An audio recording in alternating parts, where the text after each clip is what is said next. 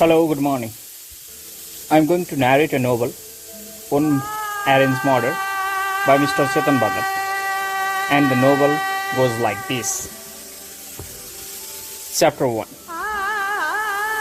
Where did the milk go? I said, empty Amul carton in one hand and the fridge door in the other. Back in the cup, Saurav said. He sat on the sofa, trying to lace off his new sparkling white sports sneaker. His fiancée Purnia had given to him 4 months ago. Of course, Saurav is more likely to enter ladies' toilet by mistake than a gym. It's not a joke, Saurav. It was a full carton. Now I can't even make a cup of tea. I had biscuits in the afternoon, Saurav said. Attention, still on his shoelace. And I don't like my biscuits dry. You dip them in the liter of milk. I used what was there.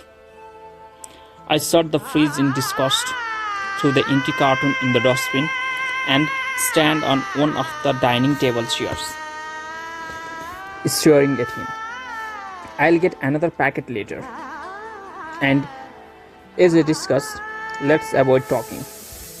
Message me if there's something important, Saurav said. Like a 12 years old, Saurav had stopped talking to me. Even though we live together, we communicate mostly through messages. I WhatsApped Saurav even though he sat 7 feet away from me. I want milk now to make a tea. Saurav looked up from his shoes to check his phone screen. He saw my message but ignored it. He pulled up his socks, stood up, picked up his wallet from the dining table and put it in his kurta pocket. The olive green Parvidian kurta made him look like a baby elephant, especially with his stickleback woolen sweater over it. I typed another message on my phone. Please respond. He typed a response. Then a rush. We'll sort this out later. He opened the Uber app on the phone. Damn. No cabs. Uber or Ola. He said out loud. After sweeping away on his phone for 5 minutes, what happened? I said, looking up from the dining table. I don't speak to you, he said. Nobody else in this room. Did you speak to the wall? Let me be, Saurav said, fumbling with his phone again. Do you want me to book a cab for you? I said. No, and please don't talk to me. Saurav, time you stop is calling. He ignored me and kept staring at the phone screen. I can book, I said, but he interrupted me. Keshav, we have 2 months before the lease ends here. Until then, can you please stay out of my way? I said, sorry enough times. Saurav shook his head as still on the phone. I'll take an auto. Damn it. I'll freeze in this cold. Saurav moaned to himself and he stormed out of house. I continued to sit in my house, staring into space, aware of the silence behind by Saurav. Aware of the silence left behind by Saurav. Hi, I am Kesav Rajpurohit, and I am not a practically nice guy. Not emotionally either. I don't believe in love. I use Tinder to meet girls for sole reason of having sex with them. Oh, I'm quite good at it. I slept with 10 girls last year. As you just witnessed, even my flamented doesn't want to talk to me. Saurav and I used to be best friends. Now he hates my gods and is waiting for our first legs to end. It is harder to break up with a best friend than with a girlfriend. Why did it become this way? Well, I'm a dick. I don't blame him for wanting to move out. Saurav and I both work at a cyber security company. Working together complicates things further when you have had a fight. Anyway, like any other corporate jobs, cybersafe sucks.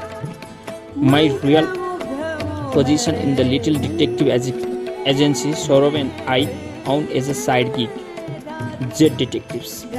We started it after we solved a murder case last year. Jet Detectives is located in the Malviya Nagar market next to the Kirana shop. We don't get exciting cases. We aren't James Bond. Raw and FBI, I don't approach, and FBI, Raw and IB don't approach us for help with international terrorists. We don't even get any hardcore criminal cases.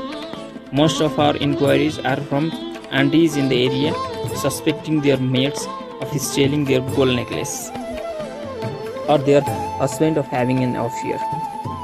After from the occasional robbery where someone's laptop or the cell phone is stolen, Jet Detectives is the time affair.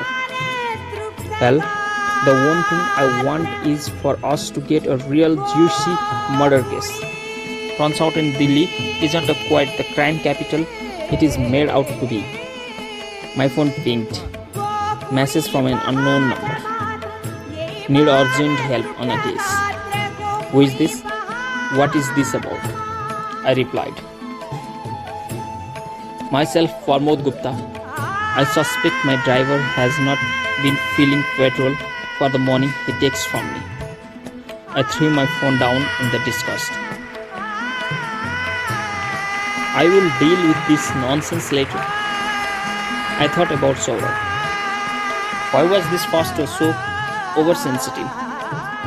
Koreana had made him that way.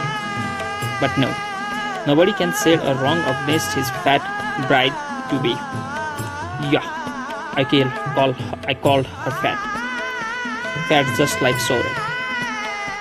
Am I body shaming? I told you, I'm not so likable. Anyway, what's wrong in calling a fat version fat? And why the hell do I still care so much about Festo? That's so. And why can't I make a decent cup of tea? And can someone please kill someone in this city? I really need a good case. Okay, so let me tell you what happened between us. Of course, this is my take. 6 months ago, Saurav went into a overdrive to get married. Now, I have nothing against arranged marriages. It was I who took Saurav's profile picture from his tiniest angel or his least fat angel from the matrimonial websites. I wrote his bio as well. 7 a.m. Saurav, I am well placed IITian with an easygoing, fun-loving personality. I work in a multinational software company and live in South Delhi. I like food and lots of food and even more food. I always enjoy alcohol and my idea of good weekend in sleeping for 2 days straight. Of course, Saurav had kicked my butt and deleted the last 2 lines. He replaced it with decent family from Nagpur, Nadauri, for a well-educated and ambitious career woman. I run my hand over the dining table. Saurav had first video call Cornea from here. After several failed attempts, Saurav had finally met someone he felt exciting about. He had planned to give her a quick 2-minute call, but they ended up speaking for 2 hours. I'm so sorry I delayed lunch. This went no longer than expected, Saurav had said when he finally ended the call.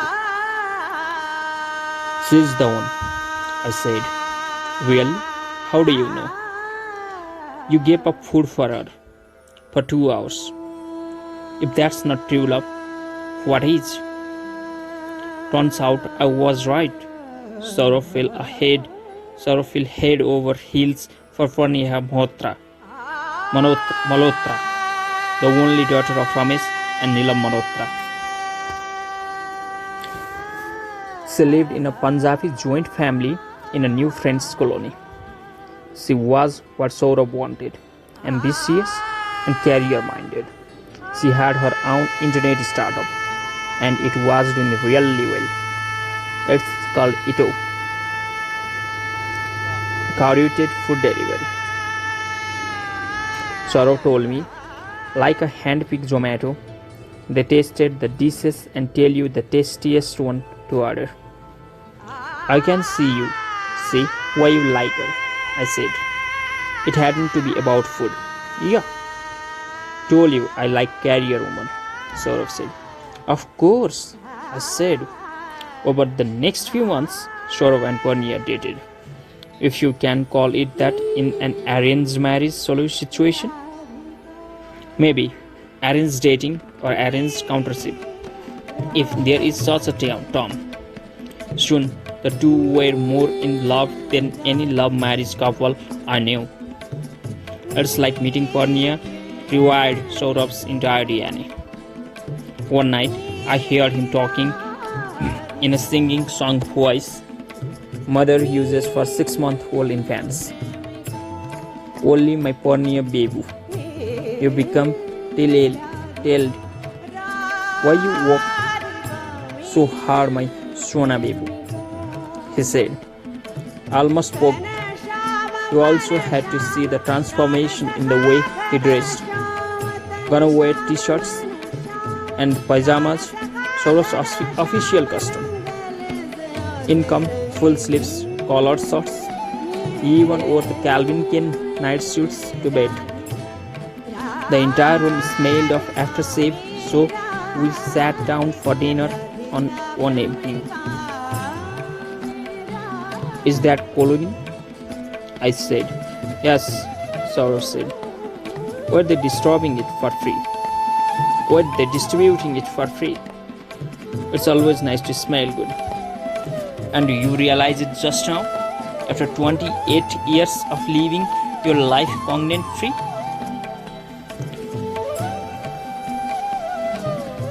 Purnima suggested it.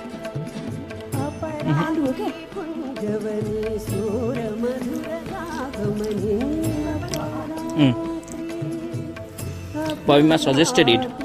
Saurav said in a voice as soft as pulka in his hand. This domestication don't bother me. I felt happy for my friends. Purnia was not just his bride-to-be.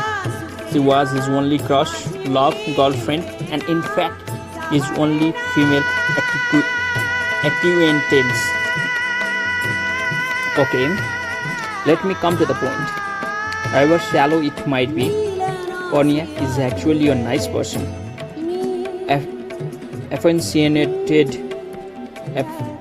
Affectionate, smart and loving. But she's, how do I put it? Big, large, overweight? I won't beat around the bush. I've already said it before. Haven't I? She's fat.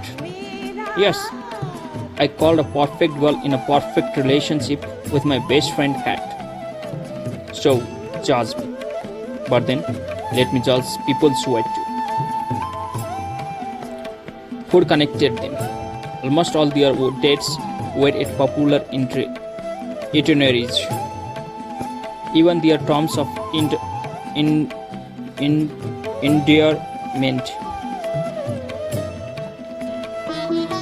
endearment for each other were related to food. You are my laddu. She would message him. My jalebi, Saurav would answer. I find you as sweet as Rasgulla syrup. I love you, my little Good job. Saurav will reply. Curiously, they were as into each other as they were into food.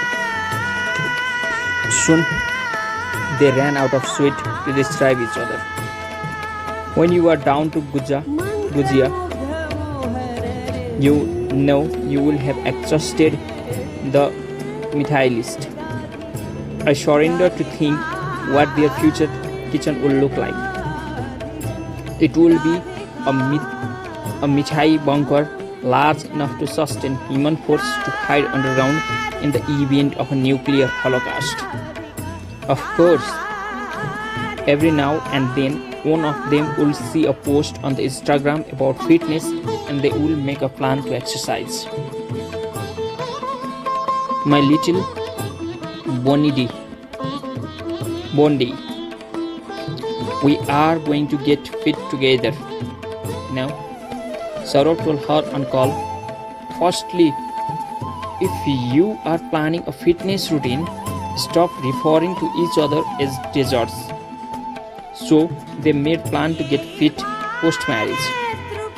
Right now, they decided they will have fun as this time wasn't going to come back. Well, this time may not come back. A heart attack might. I must add, I might be the fitter one, but she has the fitter career.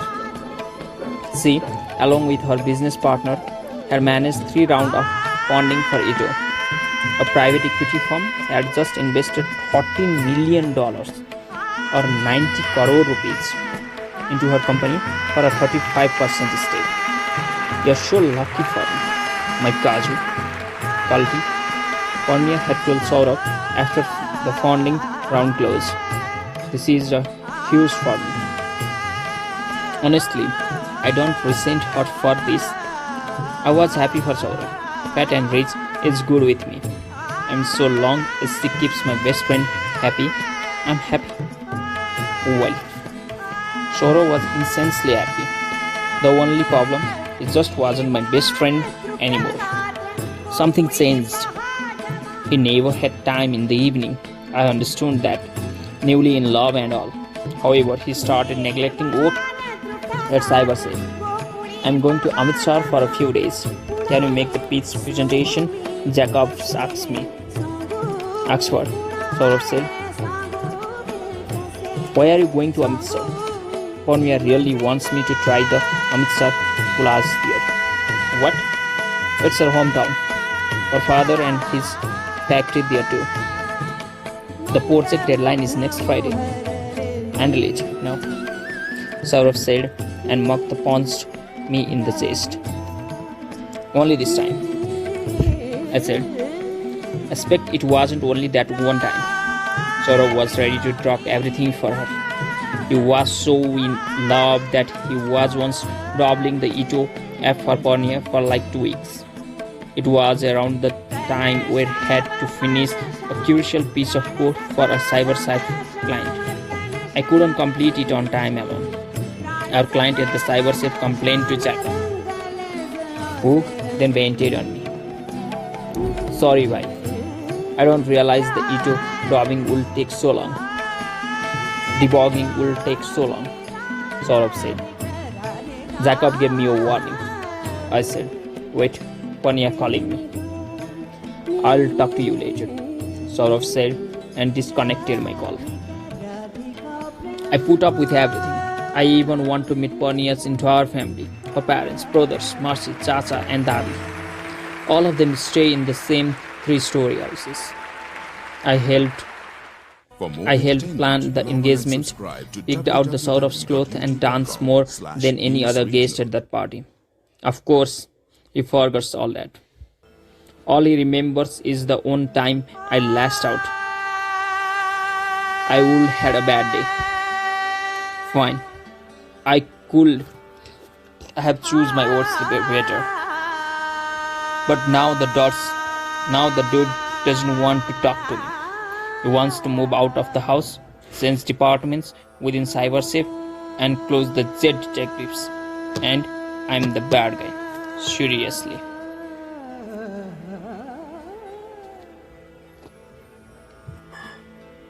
Okay, chapter got closed.